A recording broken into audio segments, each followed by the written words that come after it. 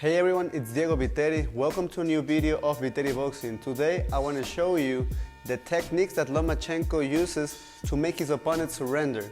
So let's begin.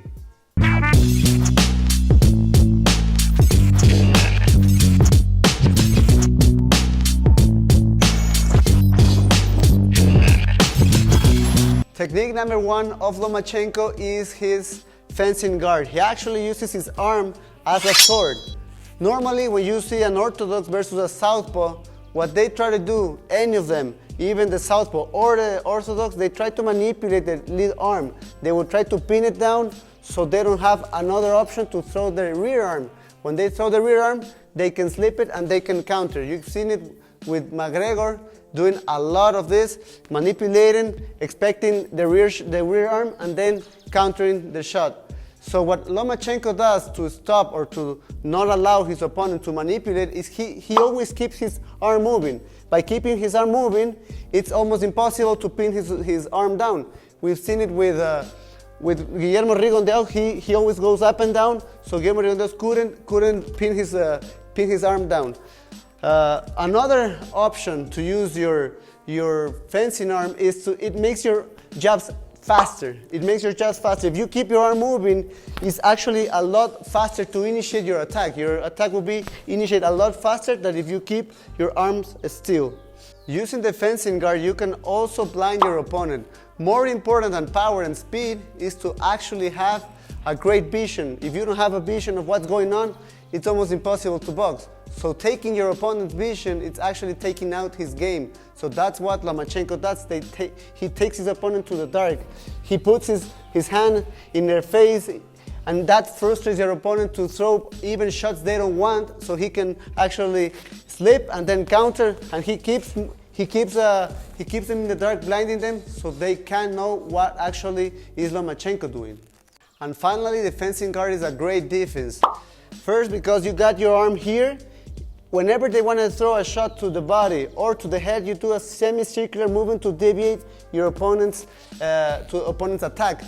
You just do a little hop to the back, and you deviate your opponent by doing a semicircular movement. Even if they throw an overhand right and an overhand left arm, you only have to raise your shoulder and your elbow to keep yourself protected. You do the semicircular movement and also raise your elbow, and that will protect you from any shot they throw. So the fencing guard is really useful because it has a lot of options that you can use.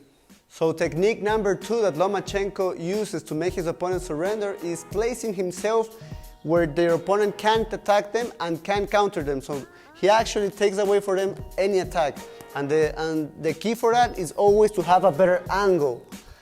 For having a better angle, what Lomachenko does is, number one, is to make his opponent close their guard. Using jabs, make his opponent guard to close. Whenever they close their guard, their peripheral vision stops. So if I have my gloves in here, I can only have a tunnel vision. I cannot have a peripheral vision.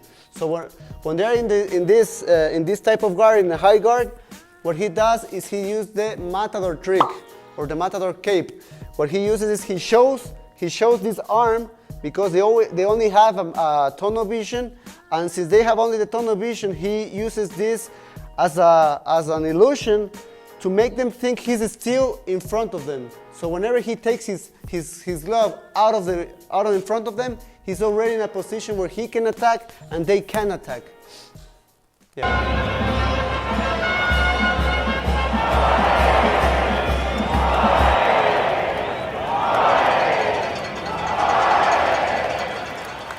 So how to do this pivot shuffle like Lomachenko?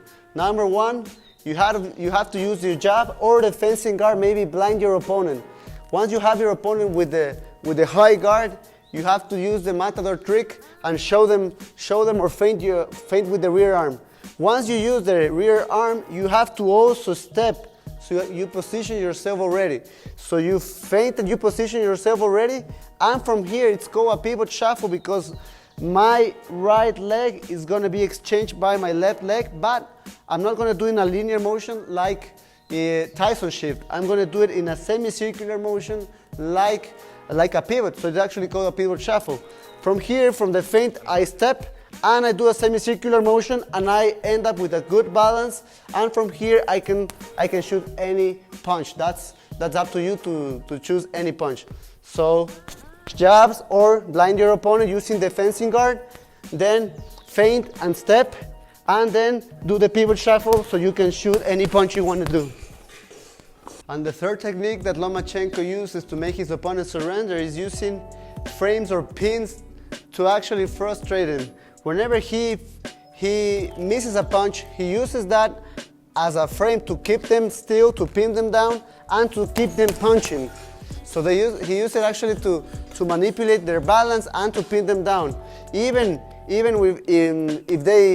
if he misses or he catches them, he uses it to create angles. So he pins him down, he moves it to the one side and to the other side to keep them punching. So using your arms are not always meant to punch your opponent and to knock them out. Using your arms are also meant to do some tricks to manipulate their guard, to blind them, and that's why I like so much Lomachenko, because he shows us that boxing is not all about punching your opponent and taking their head off.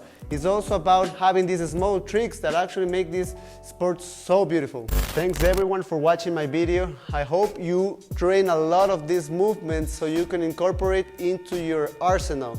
It will make you a more complete fighter. You have to always create angles and to learn with a heavy bag, and also train in sparring. But a lot of sparring sessions will allow you to make that movements automatic. Leave me a comment below of what you would like to see next week, and I will of course try to make that video for you. I'll see you next week.